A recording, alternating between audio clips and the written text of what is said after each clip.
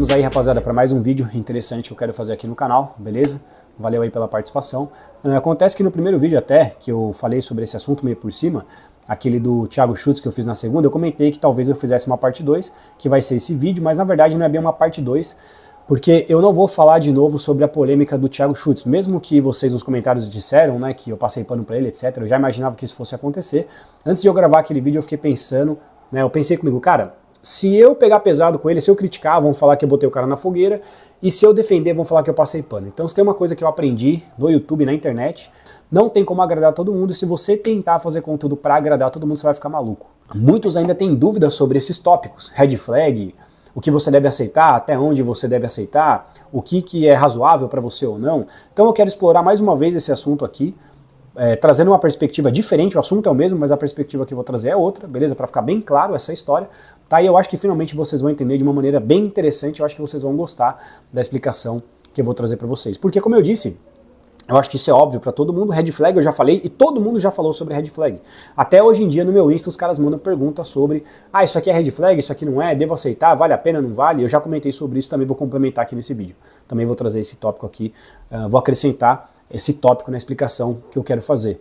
Beleza? E também sobre essa história de características negociáveis, eu tenho um vídeo específico aqui no meu canal sobre isso, mas eu não vou lembrar para vocês o título e quando que eu fiz, mas eu sei que ele tá aí porque eu sei que eu já falei sobre esse assunto. Mas eu vou falar de uma maneira diferente, beleza?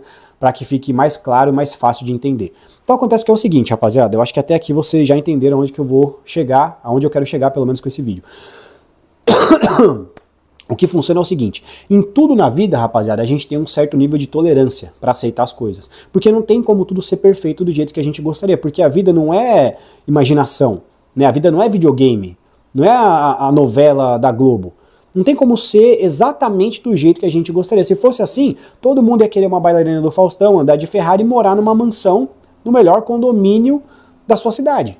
Mas isso não é possível. Então, para tudo que a gente vai fazer na vida, envolve um custo-benefício, do que a gente vai ter que fazer, oferecer, né, trabalhar ou até pagar por aquilo, com relação ao que a gente vai receber em troca. Em tudo na vida funciona assim, rapaziada. Eu não vou entrar em perspectivas aqui mais militantes, políticas até também, com relação a socialismo, capitalismo, etc. Mas tudo que você vai fazer na sua vida, rapaziada, envolve uma dinâmica de custo-benefício, de quanto você vai gastar, o que quer que seja, para você adquirir aquilo que você almeja, aquilo que você quer em troca. Seja uma mulher, seja a mulher, o que ela espera de um cara, seja um relacionamento, seja até um carro que você vai comprar, por exemplo. Tudo envolve uma dinâmica de um esforço que você vai fazer por aquilo, né, uma despesa que você vai ter por aquilo com relação ao que você vai receber em troca para estar satisfeito. Vale a pena também frisar essa parte, né, desde que aquilo deixe você satisfeito com relação ao que você está gastando por aquilo. Exemplo, se você for num churrasco para tomar uma cerveja, de repente, se você fosse comprar para você, você não compraria Itaipava, né? Você compraria uma cerveja diferente, sei lá, Heineken, por exemplo. Mas como você está no churrasco e não foi você que pagou, você toma Itaipava, não tem problema, entendeu? Percebe a dinâmica aqui de custo-benefício? Você tem uma tolerância para essas coisas. Então, existem certas características para nós, normalmente quando envolvem coisas irrisórias, é claro que o valor, em certa medida, porque existe padrão de valor nas coisas. Tá, isso eu acabei de explicar para vocês, em tudo existe. Se é certo ou se é errado eu não sei, tá? Mas sim, existe um aspecto objetivo dentro dos valores, mas também existe um aspecto subjetivo dentro dos valores inerente a cada indivíduo, individual.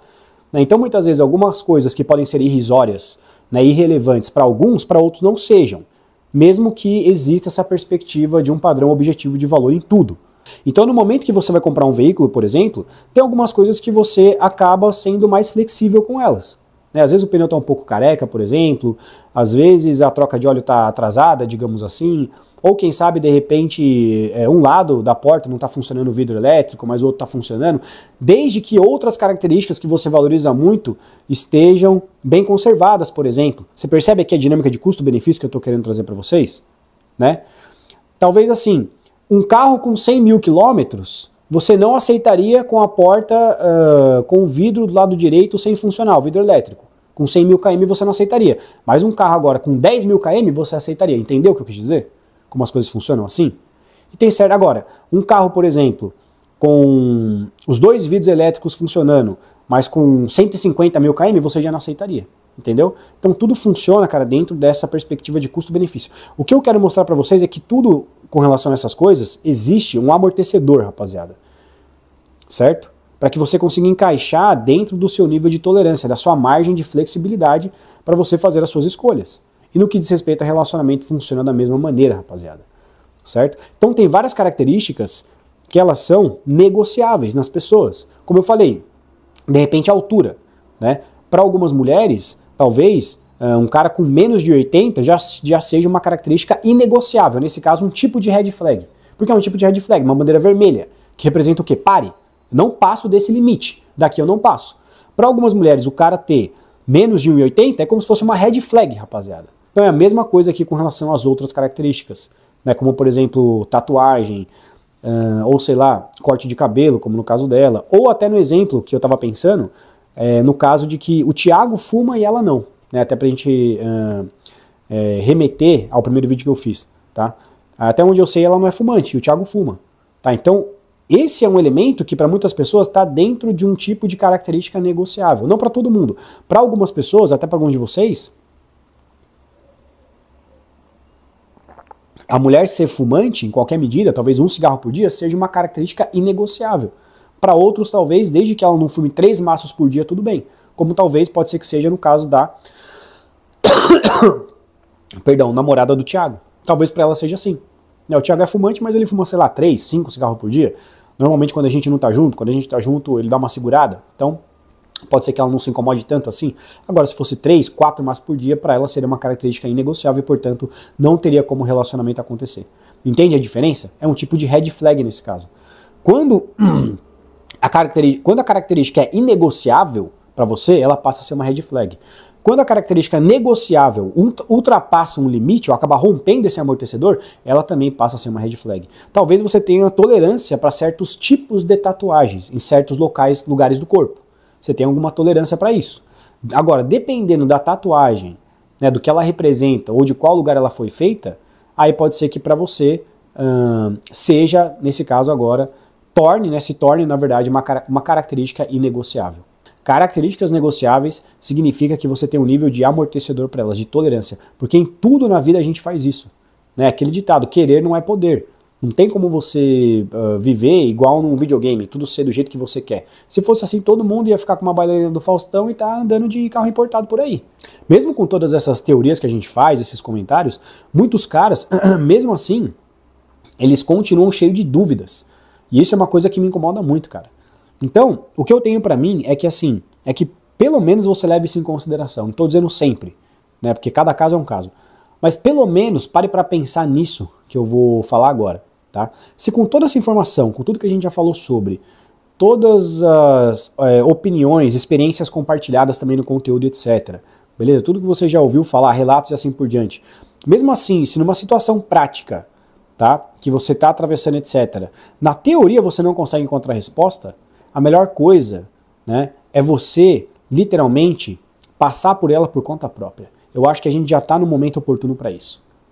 Entendeu? Ah, mas se o cara estiver numa situação dessa que você falou, em que ele está diante de uma red flag, cara, eu acho que nessa altura do campeonato o cara sabe discernir bem o que é uma red flag escancarada do que é alguma coisa que está dentro dessa margem aqui de dúvida dele, que não tem uma resposta objetiva sobre ela. Eu acho que na altura do campeonato, rapaziada, com tanto conteúdo, claro que eu acabei de explicar, não sempre, tá? Eu tô generalizando, cada caso é um caso, mas é um ponto de vista que eu quero trazer aqui para vocês pensarem sobre ele pelo menos, entendeu? Normalmente, hoje em dia, com tanto conteúdo que existe, quando você se deparar com uma situação como essa, como eu expliquei, que você não sabe se aquilo é negociável para você ou não, tá? Eu acho que o interessante a partir de agora é você descobrindo através da experiência prática. É você vivendo aquilo para descobrir na prática se vale a pena ou não. Eu acho que você tem conhecimento suficiente, se você tiver nesse contexto, né, você está preparado o suficiente para lidar com isso na vida real. Não só mais ficar correndo e perguntando em teoria, vale a pena, não vale, a red flag não é, senão vira o xadrez 4D, daqui a pouco é xadrez 8D. Então deixa a opinião de vocês aí, aqui embaixo, tamo junto, valeu e até a próxima.